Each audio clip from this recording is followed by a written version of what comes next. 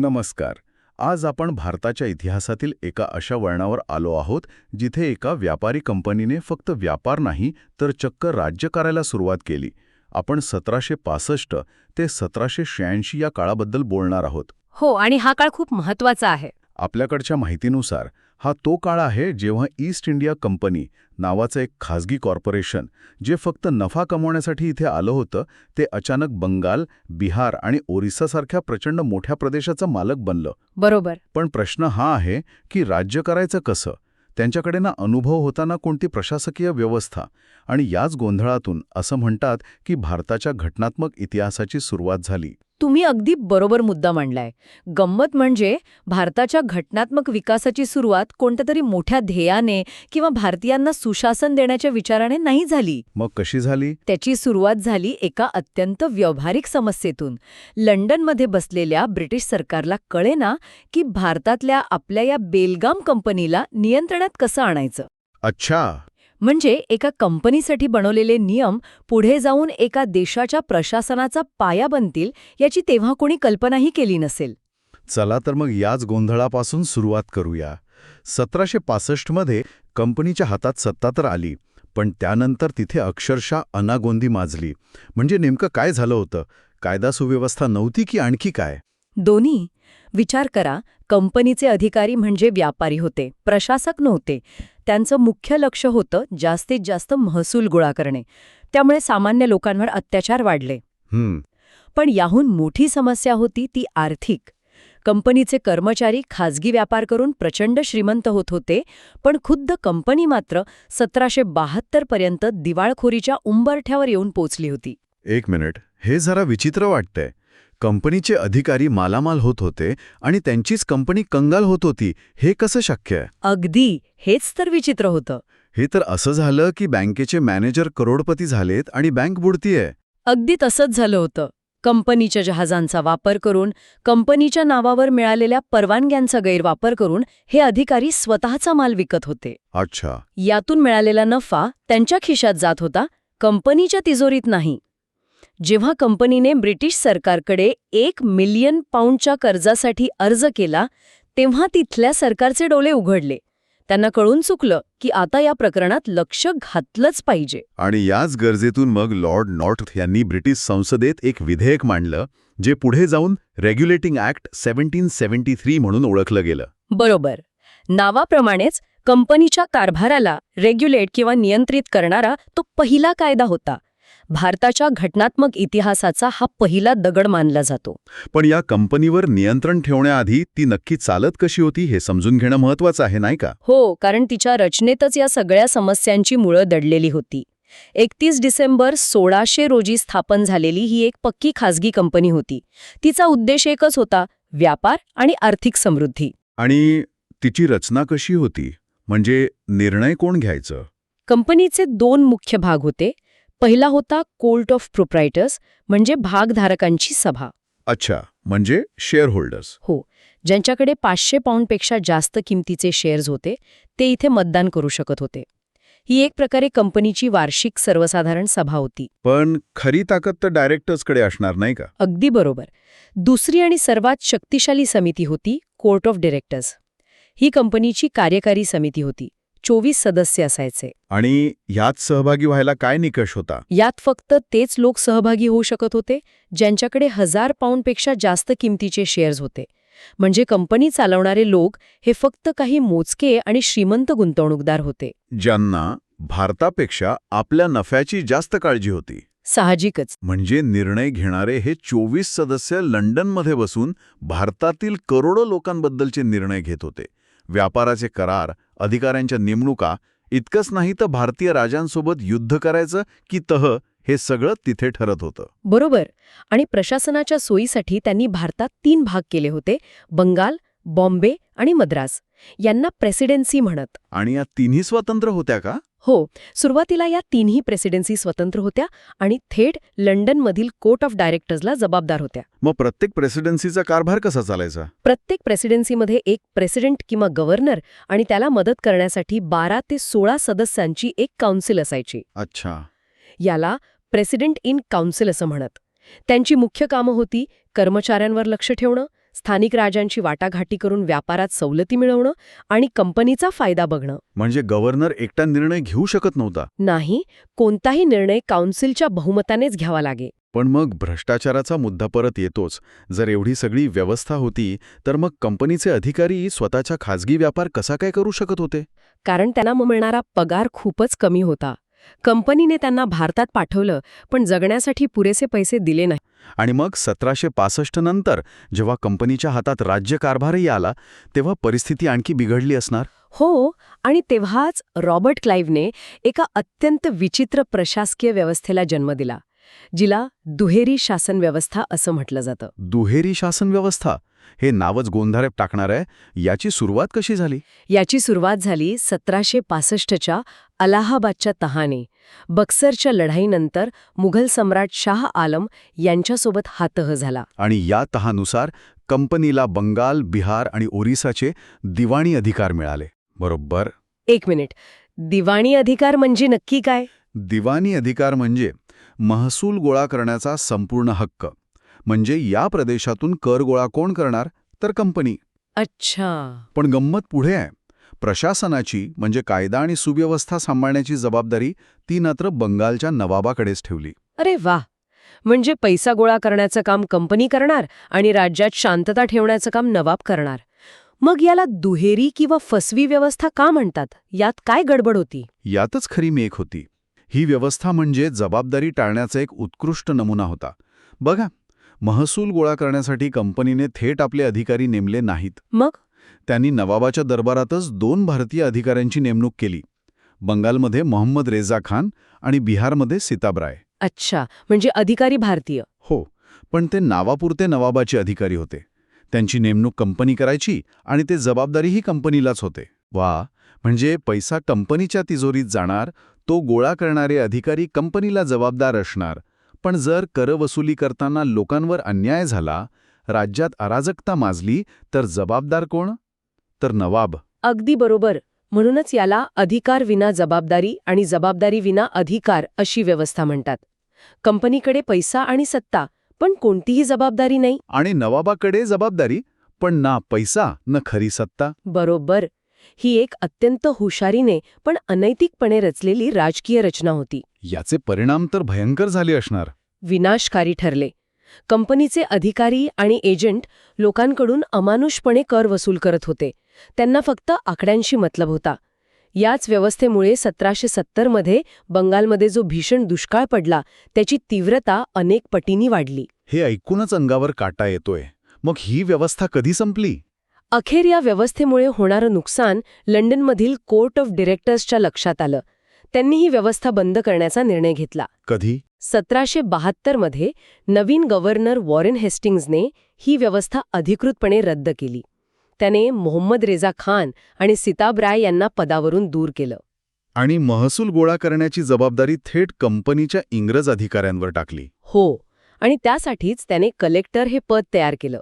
प्रत्येक जिल्ह्यात महसूल गोळा करण्यासाठी त्याने कलेक्टर नेमला. हे तेच कलेक्टर पद आहे जे आजही भारतीय प्रशासनाचा कणा मानलं जातं. अगदी. त्याची सुरुवात या गोंधळातून झाली होती. ठीक आहे, म्हणजे दुहेरी शासन व्यवस्था संपून फक्त एकच प्रश्न सुटला. पण भ्रष्टाचार, लष्करी नियंत्रण आणि 3 प्रेसिडेन्सीजमधला ताळमेळ या सगळ्या मोठ्या प्रश्नांची उत्तरं अजूनही बाकी होती. बरोबर. असं वाटतंय की ब्रिटिश पार्लमेंटच्या लक्षात आलं असावं की आता फक्त छोट्या मोठ्या दुरुस्त्या करून चालणार नाही, तर काहीतरी ठोस कायदे करावे लागतील. त्यांना मुख्यत्वे कोणत्या प्रश्नांची उत्तरं शोधायची होती? 4 प्रमुख प्रश्न होते. 1. कंपनीतील भ्रष्टाचार कसा रोखायचा? 2. कंपनी आणि भारतीय राजे यांच्यातील संबंधांना काही नियम लावायचे का? 3. लष्करी नियंत्रणाचा असणार. बरोबर. कंपनीच्या वाढत्या लष्करी ताकदीवर कोणाचं नियंत्रण असणार? आणि 4. सर्वात महत्त्वाचा प्रश्न, बंगाल, बॉम्बे आणि मद्रास या 3 स्वतंत्रपणे वागणाऱ्या प्रेसिडेन्सीमध्ये समन्वय कसा साधायचा? याच प्रश्नांची उत्तरं शोधण्याच्या प्रयत्नातून मग कायद्यांची एक मालिकाच सुरू झाली. चला तर मग सुरुवात करूया त्या पहिल्या मोठ्या प्रयत्नापासून, 1773चा रेग्युलेटिंग ॲक्ट. नावावरूनच वाटतंय की काहीतरी रेग्युलेट करण्याचा म्हणजे नियंत्रणात आणण्याचा प्रयत्न होता. पण याची नेमकी गरज का पडली? याची खूपच गरज होती. तोपर्यंत कंपनीचा कारभार म्हणजे ते काय म्हणतात ना, एक प्रकारे जंगलराज होतं. या कायद्याचं मुख्य उद्दिष्ट होतं कंपनीच्या अनियंत्रित कारभाराला एका नियमांच्या चौकटीत आणणं. ब्रिटिश सरकारला 2 गोष्टी साधायच्या होत्या. एक, कंपनीच्या व्यापारी मक्तेदारीवर अंकुश ठेवणे आणि दुसरं, कंपनी आणि ब्रिटिश सरकार यांच्यात एक अधिकृत नातं प्रस्थापित करणे. म्हणजे आत्तापर्यंत कंपनीला जो व्यापाराचा अमर्याद परवाना होता तो आता मर्यादित केला गेला. अगदी बरोबर. कंपनीची कायमस्वरूपी सनद रद्द करून तिला भारतात व्यापार करण्यासाठी फक्त 20 वर्षांचा नवीन परवाना देण्यात आला. हा एक मोठा धक्का होता. यातून सरकारने स्पष्ट संदेश दिला की तुम्ही आता आमचे भाडेकरू आहात, घराचे मालक नाही. याचबरोबर कंपनीच्या व्यवस्थापनात म्हणजे लंडनमध्ये बसलेल्या संचालक मंडळातही मोठे बदल केले गेले. ते बदल खूप महत्वाचे दिसतात. खास करून संचालक होण्यासाठी जी आर्थिक अट घातली होती ती.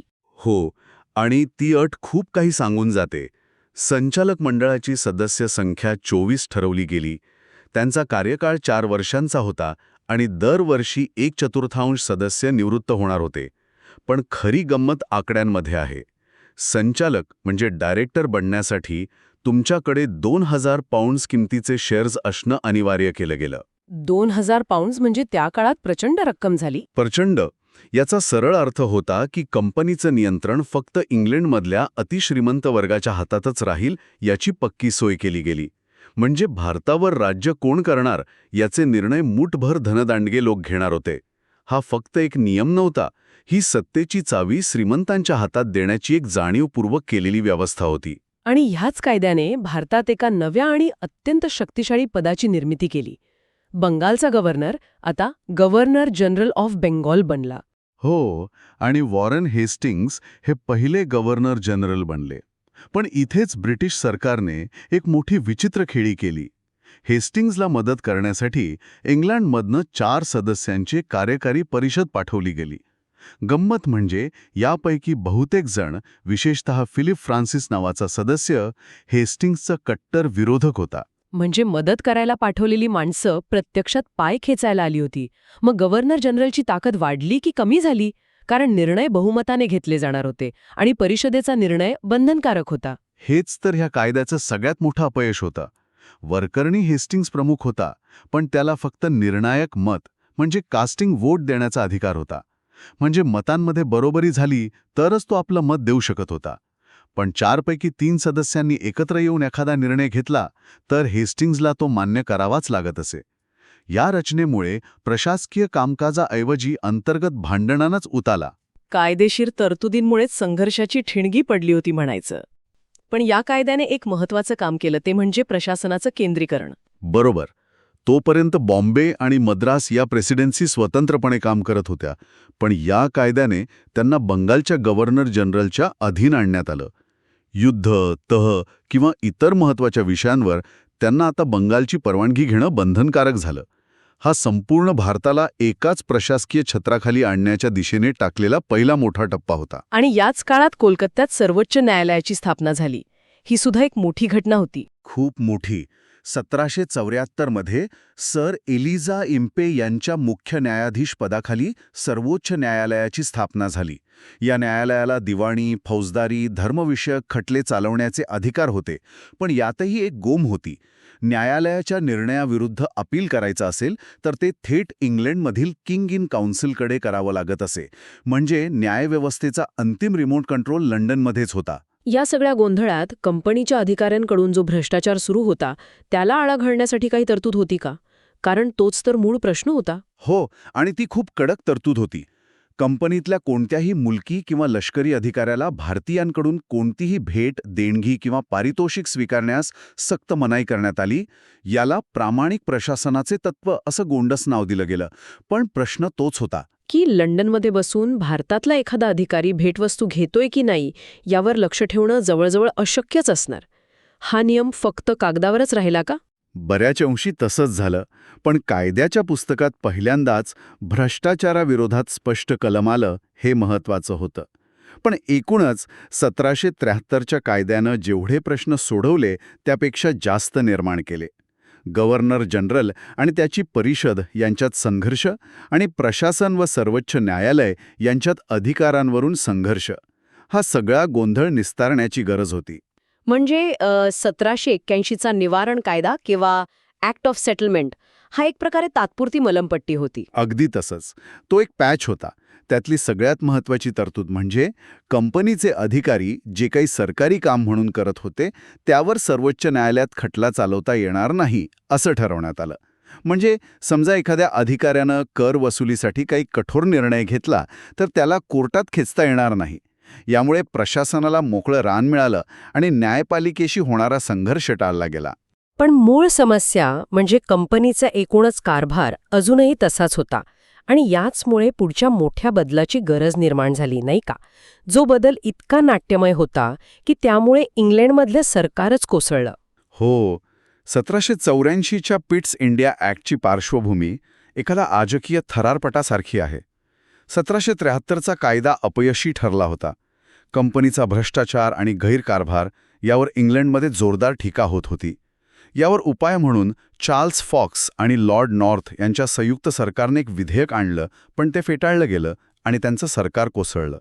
इतिहासात ही पहिली आणि शेवटची वेळ होती जेव्हा भारताच्या परिस्थितीमुळे इंग्लंडमधलं सरकार पडलं. विचार करण्यासारखं आहे. भारताच्या कारभारावरून लंडनमध्ये किती मोठी उलथापालथ झाली होती. तर या नव्या कायद्याने, पिट्स इंडिया ॲक्टने काय बदल घडवले? या कायद्याने एक मूलभूत आणि दूरगामी परिणाम करणारा बदल केला. त्याने कंपनीच्या कामाची 2 भागांमध्ये विभागणी केली, राजकीय कार्य आणि व्यापारी कार्य. तोपर्यंत कंपनी एक व्यापारी होती जी राज्यकारभारही पाहत होती.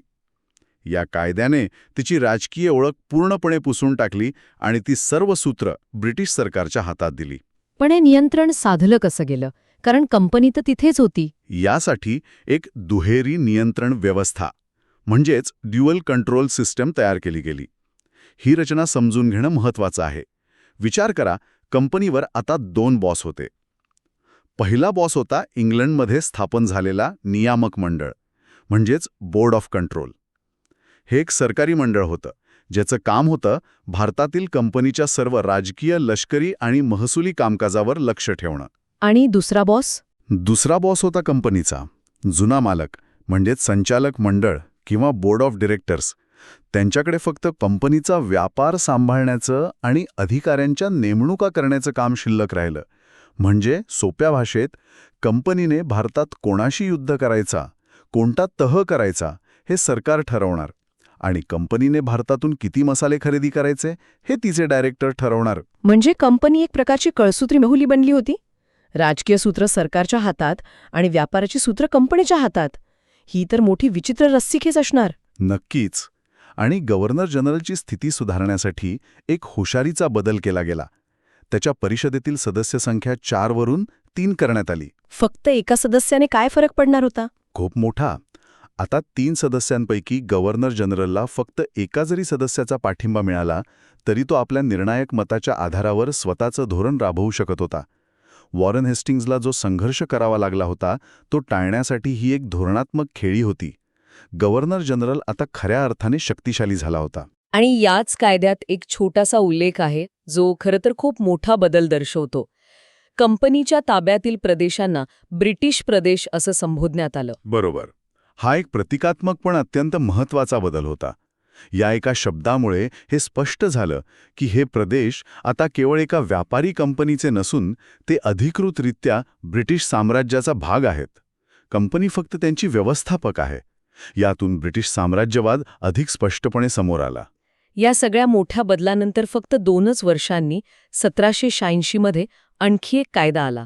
हा कायदा तर म्हणे फक्त एका व्यक्तीसाठी बनवला होता. हो, आणि ती व्यक्ती सामान्य नव्हती. ते होते लॉर्ड कॉर्नवॉलिस. अमेरिकन स्वातंत्र्ययुद्धात पराभव झाल्यानंतर कॉर्नवॉलिस यांना भारताचे गव्हर्नर जनरल पद देऊ करण्यात आलं.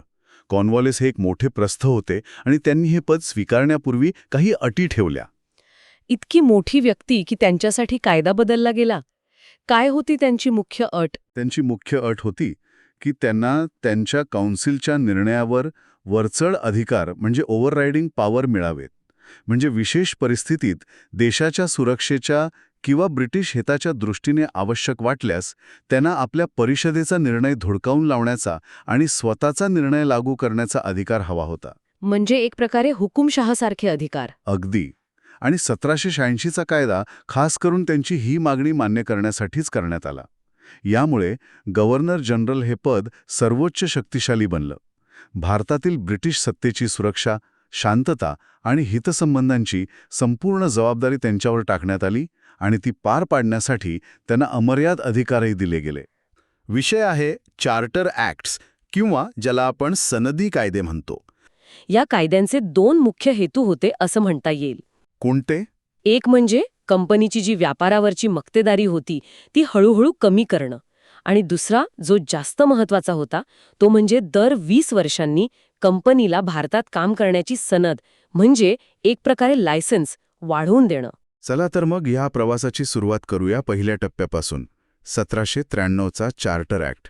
या कायद्याने कंपनीची भारतातील पकड अधिक घट्ट केली असं म्हणता येईल का? नक्कीच. 1793च्या कायद्याने कंपनीला पुढच्या 20 वर्षांसाठी पूर्वेकडील देशांसोबत व्यापार करण्याची मक्तेदारी पुन्हा दिली. म्हणजे तुम्हीच इथले व्यापारी राजे यावर एक प्रकारे शिक्कामोर्तब झालं. पण त्यासोबत एक महत्वाचा प्रशासकीय बदलही झाला.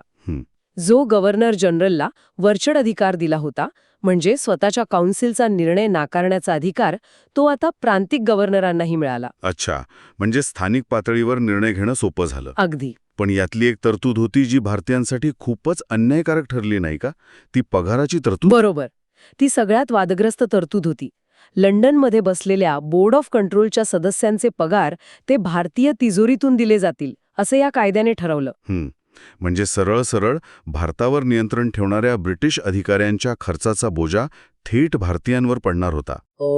भारताच्या संपत्तीचा ओघ इंग्लंडकडे कसा वळवला गेला याची ही एक सुरुवात होती. म्हणजे 1793च्या कायद्याने कंपनीची पकड अजून घट्ट झाली. पण पुढच्या 20 वर्षात युरोपात नेपोलियनची युद्ध आणि इंग्लंडमध्ये औद्योगिक क्रांतीमुळे परिस्थिती खूप बदलली. हो, आणि त्यामुळे कंपनीच्या व्यापारावरच्या एकाधिकाराला आव्हान मिळणं स्वाभाविक होतं. याच पार्श्वभूमीवर 1813चा कायदा आला, बरोबर? अगदी अचूक मुद्दा मांडला. 1813 पर्यंत इंग्लंडमधल्या इतर व्यापाऱ्यांचा आणि उद्योजकांचा दबाव प्रचंड वाढला होता. त्यांना भारताची बाजारपेठ हवी होती. त्यामुळे 1813च्या कायद्याने कंपनीची व्यापारी मक्तेदारी जवळपास संपुष्टात आणली. जवळपास म्हणजे पूर्णपणे नाही? नाही, पूर्णपणे नाही. फक्त 2 गोष्टी कंपनीकडे ठेवल्या. एक म्हणजे चीनसोबतचा व्यापार आणि दुसरा म्हणजे चहाचा व्यापार. बाकी सर्व ब्रिटिश नागरिकांसाठी भारतासोबत व्यापाराचे दरवाजे उघडले गेले. यालाच अंशतः मुक्त व्यापाराचे तत्व म्हणतात. आणि याच कायद्यात एक अशी तरतूद होती जी आजही खूप चर्चेत असते, शिक्षणासाठीची तरतूद. पहिल्यांदाच भारतीयांच्या शिक्षणासाठी पैसे बाजूला ठेवण्यात आले. हो, ही एक ऐतिहासिक तरतूद होती. भारतीयांच्या शिक्षणासाठी दरवर्षी 1 लाख रुपये खर्च करण्याची तरतूद यात होती. आता ही रक्कम खूपच कमी होती, पण महत्वाचं हे होतं की शिक्षणाची जबाबदारी शासनाने घेतली पाहिजे हे तत्व पहिल्यांदाच मान्य केलं गेलं. आणि गंमत म्हणजे हा पैसा कसा खर्च करायचा, पाश्चात्य शिक्षणावर की पारंपरिक भारतीय शिक्षणावर, यावरून पुढे अँग्लिसिस्ट ओरिएंटलिस्ट नावाचा एक मोठा वाद सुरू झाला. तो पुढची अनेक वर्षे चालला. अच्छा. त्यामुळे हा फक्त एक आकडा नव्हता, तर भारताच्या शैक्षणिक भविष्याच्या दिशेवरच्या संघर्षाची ती सुरुवात होती. शिक्षणासोबतच याच कायद्याने आणखी एका गोष्टीला परवानगी दिली, जिचे खूप दूरगामी सामाजिक परिणाम झाले. ते म्हणजे ख्रिश्चन मिशनऱ्यांचा भारतात प्रवेश. हो, तोपर्यंत मिशनरी भारतात येऊन धर्मप्रसार करायला अधिकृत परवानगी नव्हती. 1813च्या कायद्यानं ते दिली. यामुळे शिक्षण आणि आरोग्य क्षेत्रात त्यांचं काम सुरू झालं.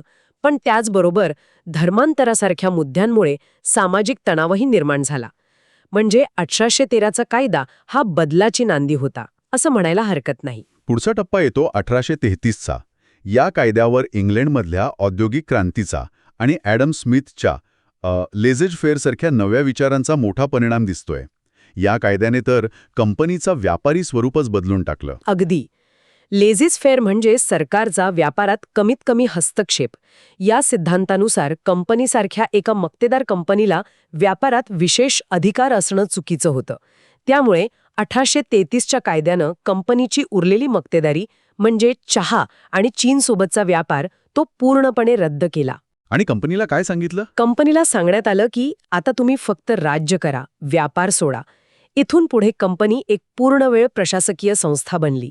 आणि याच बदलाचं प्रतिबिंब आपल्याला पदांमध्ये दिसतं. बंगालचा गव्हर्नर जनरल हे पद आता भारताचं गव्हर्नर जनरल झालं. हा फक्त नावाचा बदल होता की अधिकारांमध्येही मोठा फरक होता? नाही, हा खूप मोठा बदल होता. भारताचा गव्हर्नर जनरल या पदाने संपूर्ण ब्रिटिश भारतावर एका व्यक्तीचे नियंत्रण आलं. लॉर्ड विल्यम बेंटिंग पहिला भारताचा गव्हर्नर जनरल बनला आणि त्याच्याकडे सर्व मुलकी आणि लष्करी अधिकार एकवटले. प्रांतिक सरकारांचे कायदे करण्याचे अधिकारसुद्धा काढून घेण्यात आले. यालाच सत्तेचं केंद्रीकरण म्हणतात. म्हणजे एकाच ठिकाणाहून संपूर्ण भारताचा कारभार. बरोबर. आणि इथे एका व्यक्तीचा प्रभाव खूप मोठा दिसतो, लॉर्ड मॅकॉले. हो, तो गव्हर्नर जनरलच्या काउन्सिलमध्ये कायदा सदस्य म्हणून आला आणि त्याने भारताच्या कायदेशीर रचनेवर जबरदस्त छाप सोडली. बरोबर.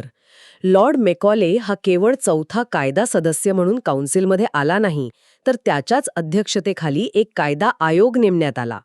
या आयोगाचं काम होतं कायद्यांचं संहितीकरण करणं, म्हणजे तोपर्यंत विखुरलेले कायदे, नियम एकत्र करून एक सुसंगत, लिखित कायद्याची चौकट तयार करणे. आज आपण जो IPC म्हणजे इंडियन पिनल कोड बघतो, त्याचा पाया इथे घातला गेला. या कायद्यात आणखी एक तरतूद होती जी कागदावर खूपच आदर्शवादी वाटते, की सरकारी नोकरी देताना धर्म, वंश किंवा जन्मस्थानाच्या आधारावर भेदभाव केला जाणार नाही. पण प्रत्यक्षात याची अंमलबजावणी कितपत झाली? तुम्ही बरोबर शंका उपस्थित केली. ही तरतूद आदर्शवादी होती, पण व्यवहारात ती लगेच उतरली नाही. कारण उच्च पदांसाठी लागणारी पात्रता, शिक्षण आणि परीक्षा इंग्लंडमध्ये होत असत. भारतीयांसाठी तिथे पोहोचणं जवळपास अशक्य होतं. त्यामुळे जरी कायद्यात समानतेचं तत्व मांडलं असलं तरी प्रशासनावर ब्रिटिशांचंच वर्चस्व कायम राहिलं. पण तरीही भविष्यातील हक्कांच्या लढाईसाठी हा एक महत्त्वाचा कायदेशीर आधार बनला. आता आपण शेवटच्या आणि अत्यंत महत्त्वाच्या चार्टर ॲक्टकडे येऊया, 1853चा कायदा. या कायद्यात कंपनीच्या भवितव्याबद्दल एक मोठा संकेत दडलेला होता असं म्हणतात. हो, कारण या कायद्याने कंपनीला सनद दिली, पण ती किती वर्षांसाठी आहे हे सांगितलंच नाही. दर 20 वर्षांनी सनद वाढवून देण्याची परंपरा इथे मोडली. याचा अर्थ काय होता? याचा स्पष्ट अर्थ होता की ब्रिटिश संसदेच्या मनात काहीतरी वेगळं शिजत होतं. ते कधीही कंपनीकडून सत्ता काढून घेऊ शकत होते. आणि आपण पाहतो की 4च वर्षांनी 1857च्या उठावानंतर नेमकं तेच घडलं. आणि या कायद्याने प्रशासनात एक असा बदल आणला ज्याने भारतीय मध्यम वर्गासाठी संधींचे दरवाजे उघडले. मी स्पर्धा परीक्षांबद्दल बोलतोय. 1 मिनिट, म्हणजे तोपर्यंत भारतात सरकारी नोकरीसाठी कोणतीच परीक्षा नव्हती? फक्त कंपनीच्या डायरेक्टर्सच्या शिफारशींवर किंवा वशिल्याने काम चालायचं. अगदी. तोपर्यंत मोठ्या पदांवरच्या नेमणुका या कव्हर्नमेंटेड सिव्हिल सर्व्हिसमध्ये होत असत. आणि या नेमणुका कंपनीचे डायरेक्टर्स करत, ज्यात मोठ्या प्रमाणात वशिलेबाजी चालायची. 1853च्या कायद्याने हे नेमणुकीचे अधिकार काढून घेतले आणि नागरी सेवा स्पर्धा परीक्षांद्वारे सर्वांसाठी खुल्या केल्या. यासाठीच 1854मध्ये पुन्हा एकदा लॉर्ड मॅकॉलेच्या अध्यक्षतेखाली एक समिती नेमण्यात आली. आज आपण ज्या UPSC परीक्षाबद्दल बोलतो त्याचा पाया तेव्हा घातला गेला होता. आणि आज कायद्याने भारतात पहिल्यांदाच एका केंद्रीय कायदेमंडळाची म्हणजेच अखिल भारतीय विधान परिषदेची स्थापना केली. ही एक प्रकारे छोटी संसदच होती. तिचं मुख्य काम कायदे बनवणं हे होतं. ही एक मोठीच सुधारणा होती. म्हणजे तोपर्यंत गव्हर्नर जनरल आणि त्याची काउन्सिल हेच कायदे बनवत आणि लागूही करत. आता कायदे बनवण्यासाठी एक वेगळी संस्था तयार झाली. बरोबर. या विधान परिषदेत एकूण 12 सदस्य होते. यात गव्हर्नर जनरलच्या कार्यकारी आणि कायदेकारी कामांची पहिल्यांदाच वेगळी विभागणी करण्यात आली. आणि यात पहिल्यांदा स्थानिक प्रतिनिधित्वाचा थोडासा समावेश झाला होता, जरी ते सर्व ब्रिटिशच होते. भारताच्या संसदीय प्रवासाची ही अगदी सुरुवातीची पायरी होती असं म्हणता येईल. तर या 4 कायद्यांचा प्रवास पाहिला तर असं दिसतं की हळूहळू कंपनीच्या हातातून अधिकार काढून घेऊन ब्रिटिश संसद स्वतःकडे घेत होती. व्यापारापासून सुरुवात करून प्रशासन आणि शेवटी कायदे बनवण्याच्या प्रक्रियेवरही संसदेने नियंत्रण मिळवलं. अगदी बरोबर. हा प्रवास एका व्यापारी कंपनीकडून सत्ता ब्रिटिश संसदेकडे कशी गेली आणि विखुरलेली सत्ता एका केंद्रीय प्रशासनाच्या अंतर्गत कशी आणली गेली हे स्पष्टपणे दाखवतो. 1773मध्ये बंगालचा गव्हर्नर हा बंगालचा गव्हर्नर जनरल झाला. मग 1833मध्ये तो भारताचा गव्हर्नर जनरल बनला आणि 1858मध्ये कंपनी राजवट संपल्यावर तोच भारताचा व्हाईसरॉय बनला. व्हाईसरॉय म्हणजे राजाचा थेट प्रतिनिधी. हो. आणि त्याच वेळी लंडनमध्ये भारत मंत्री हे नवीन पद तयार झालं, जे भारताच्या कारभारासाठी ब्रिटिश संसदेला जबाबदार होतं. आणि स्वातंत्र्यानंतरही गव्हर्नर जनरल हे पद काही काळ कायम होतं. हो, स्वतंत्र भारताचे पहिले गव्हर्नर जनरल लॉर्ड माउंटबॅटन होते आणि पहिले व शेवटचे भारतीय गव्हर्नर जनरल होण्याचा मान चक्रवर्ती राजगोपालाचारी यांना मिळाला. त्यानंतर भारतीय संविधानाने हे पद संपुष्टात आणलं. तर या सनदी कायद्यांनी केवळ कंपनीच्या व्यापारावर नियंत्रण नाही ठेवलं, तर भारताच्या आधुनिक प्रशासकीय, कायदेशीर आणि काही प्रमाणात संसदीय व्यवस्थेचा पाया रचला. खरं आहे. या कायद्यांनी एक अशी स्टील फ्रेम किंवा पोलादी चौकट तयार केली, जी स्वातंत्र्यानंतरही भारतीय प्रशासनाने मोठ्या प्रमाणावर स्वीकारली.